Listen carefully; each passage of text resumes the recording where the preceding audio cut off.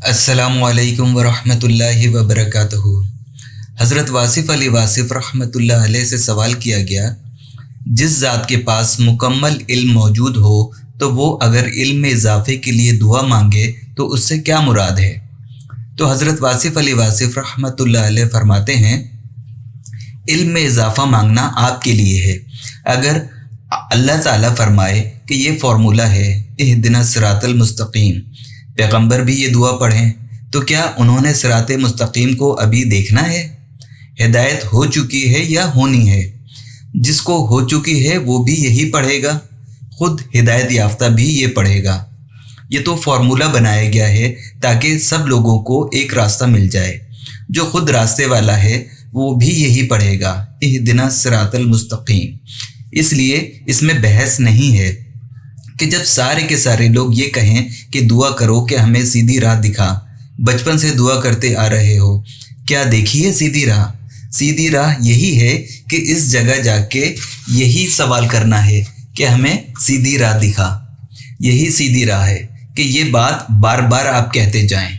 इसलिए इल्म में इजाफ़ा ये है कि आप अल्लाह से इल्म मांगते जाओ। इजाफ़े का मतलब ये है कि अल्लाह ताला की वुसअतें बेशुमार वुसअतें हैं और शौक़ की वुसअत बेपनाह होती है। दुआ के ज़रिए इसमें इजाफ़ा करते जाओ। एक मुकाम है यहाँ पर, इस मुकाम को देखना चाहिए कि जहाँ इल्म है यही अमल है। एक मुकाम है जहाँ मालूम और हासिल नसीब हो जाता है। मसलन आप चलते जा रहे हो, हत्ता के पढ़ते पढ़ते आप लाहौर पहुँच गए। अब आप पढ़ना बंद कर दो, इसलिए ऐसा मकाम आता है कि ज़िक्र करते करते आप मज़कूर तक पहुँच जाते हैं। जब मज़कूर तक पहुँच जाएं तो फिर ज़िक्र ना करना। अल्लाह के सामने हो तो अल्लाहू नहीं कर देना। फिर आप देखो या सजदा करो या कुछ और करो। अब तो तस्बीह की बात नहीं है, मुशाहिदे के वक्त तस्बीह नहीं है। ये बाय द वे बात कर रहा हूँ। मुशाहिदा तो मुशाहिदा है, वहाँ पर तस्बीह नहीं होती, वहाँ और ही मकाम आ जाता है। इसलिए जब आप सफ़र कर रहे हों तो इल्म एक ऐसे मकाम पर ले जाएगा जहाँ वही इल्म होता है और वही अमल है कि इसके बाद आपको किसी चीज़ की ज़रूरत ही नहीं रही। तो वो कौन सा मकाम था जहाँ आपको वो चीज़ हासिल हो गई? अब एक बात याद रखनी है कि अगर आप कोई चीज़ ऐसी हासिल कर रहे हैं जिसके बाद भी हासिल की तमन्ना है, तो मकसद हयात क्या हुआ? इसके ज़रिए जो चीज़ चाहिए, मसलन रोशनी चाहिए, कमरे में बल्ब चाहिए, बल्ब भी मकसद हयात नहीं है क्योंकि इसके बाद रोशनी चाहिए। अब मकसद हयात पढ़ना भी नहीं है, बल्कि आप अल्लाह की बात पढ़ना चाहते हो। अल्लाह की बात पढ़ना भी मकसद नहीं है, बल्कि इसके ज़रिए अल्लाह के करीब होने की ख्वाहिश है। अगर ये कहा जाए कि तू पैसे ले, ना बल्ब लगा, ना रोशनी कर, तू अल्लाह के करीब ही हो जा, तो आपका मकसद हल हो गया। इसलिए आप अपना अल्टीमेट मकसद दरियाफ्त करते और रास्ते के मकासद बयान करते रहते हैं कि ये क्या करें, वो क्या करें। एक आदमी ने कहा कि आप क्या चाहते हो? कहता है, मेरा प्रोग्राम है कि ज़रा सफ़र करूं। कर लो। थोड़ा सा कारोबार कर लूं। कर लो। क्या करोगे? उससे मुझे इनकम हो जाएगी, फिर मकान बनाएंगे, रहेंगे, रौनक हो जाएगी। फिर इसके बाद मुझे पता नहीं। इसके बाद ये होगा कि तू उस मकान को छोड़ेगा, तुझे लोग ले चलेंगे मकान से निकाल कर, तेरा सामान उतार लेंगे, तेरा नाम बदल देंगे, तेरे जेवर अंगूठियाँ उतार लेंगे और फिर तू बोले बग़ैर चल पड़ेगा और फिर चलता ही जाएगा। कभी तेरा सफ़र ख़त्म ही नहीं होगा और फिर तू मकान को छोड़ेगा, और अगर छोड़ना है तूने तो पकड़ा ही क्या हुआ है। तो इंसान अपना वजूद छोड़ के चला जाता है। रूह है ना अंदर, रूह की बड़ी सवारी है। घोड़ा बन के जिस्म पर सवार है, राकिब है। सवारी करते करते सडनली छोड़ के चला जाता है और फिर रूह ऐसी जाती है कि कभी मुड़ के उसकी खबर नहीं लेती। तो जब आप बैठ के मुस्तकबिल का ख्याल कर रहे हैं तो ये देखें कि असली मकसद हयात क्या है। सबसे अच्छा मकसद हयात ये है कि जब किसी की खुशनुदी के लिए काम हो कि हम ये काम कर रहे हैं, वाह वाह, बहुत खुश होता है। वो कहता है اس سے میرے بھائی صاحب خوش ہوں گے۔ تو پھر بھائی صاحب مقصد حیات ہیں، کہتا ہے اس سے لوگ خوش ہوں گے۔ اب مقصد حیات کون ہوا؟ لوگ۔ کہتا ہے میں خود خوش ہوں گا، یہ انا ہے، اس سے اللہ خوش ہوگا۔ اللہ لوگ، آدھے لوگ ایسے ہیں جو کہتے ہیں میں حج کرنے جا رہا ہوں، اللہ خوش ہوگا۔ اس کو کہو کہ حج کے پیسے کسی غریب کو دے دے، کبھی نہیں دے گا۔ خوش کون ہوا؟ آپ خود ہوتا ہے۔ گویا کہ اللہ کے نام پر انسان انا کا سفر کرتا ہے اور اللہ کے نام پر اللہ کے بندوں کو مارتا ہے۔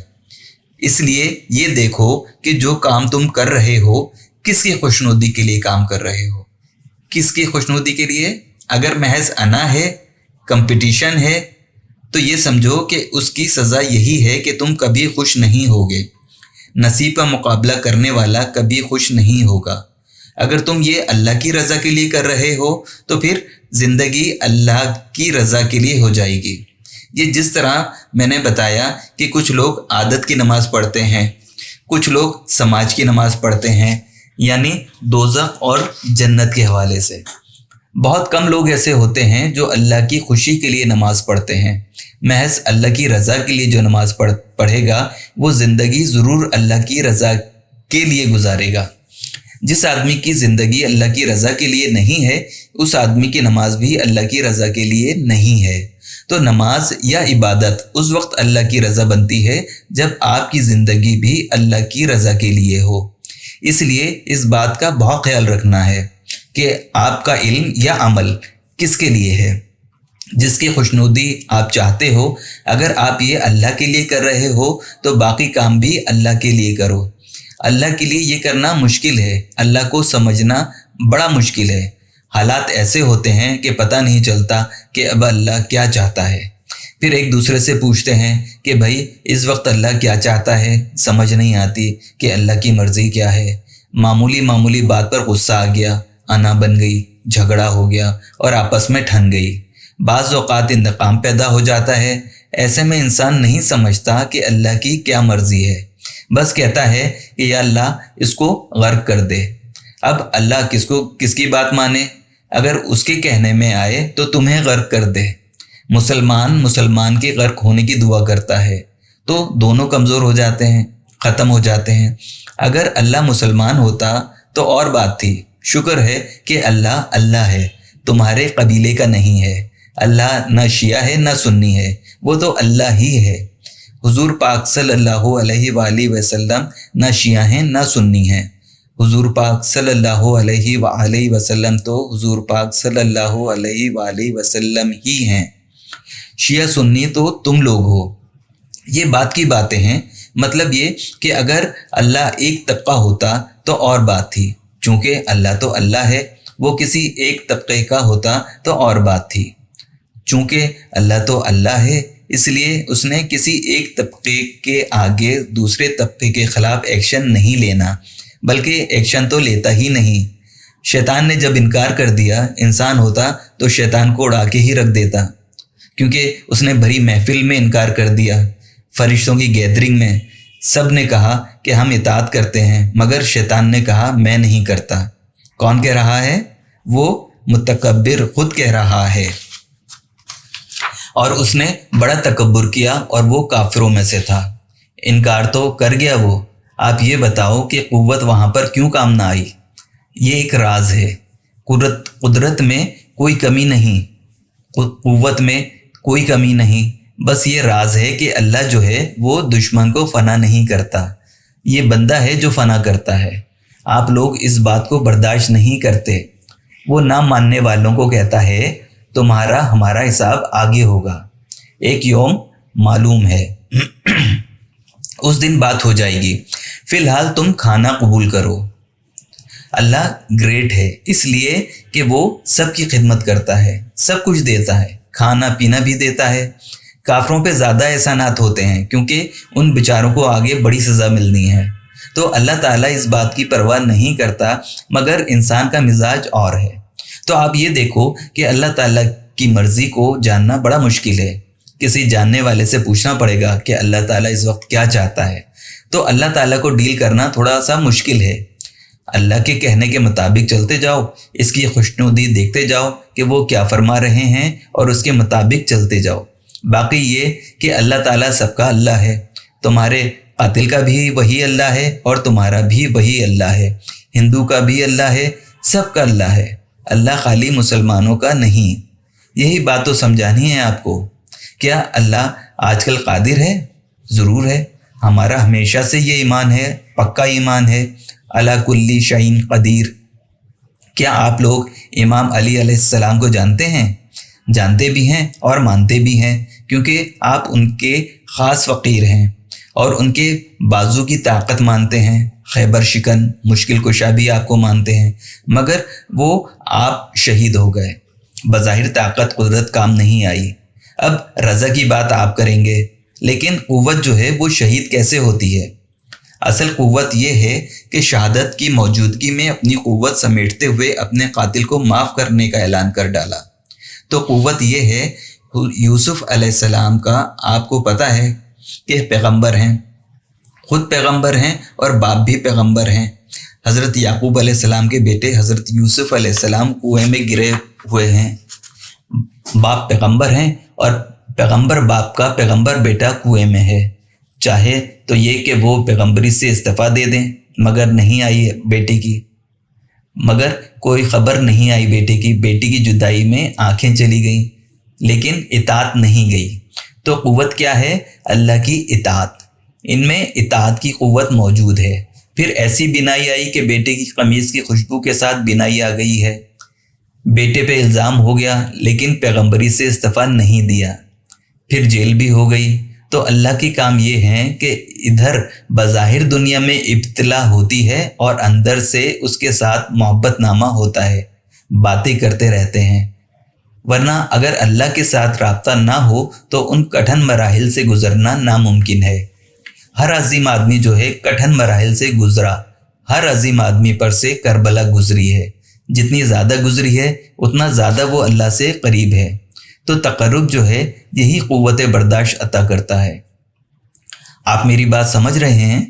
اگر تو رب نہ ہو تو قوت برداشت ختم ہو جاتی ہے، تقرب ہو تو غصہ نہیں آئے گا، تقرب ہو تو انا نہیں آئے گی، اور تقرب ہو تو انسان ابتلا سے تقرب کے سہارے خاموشی سے گزر جائے گا۔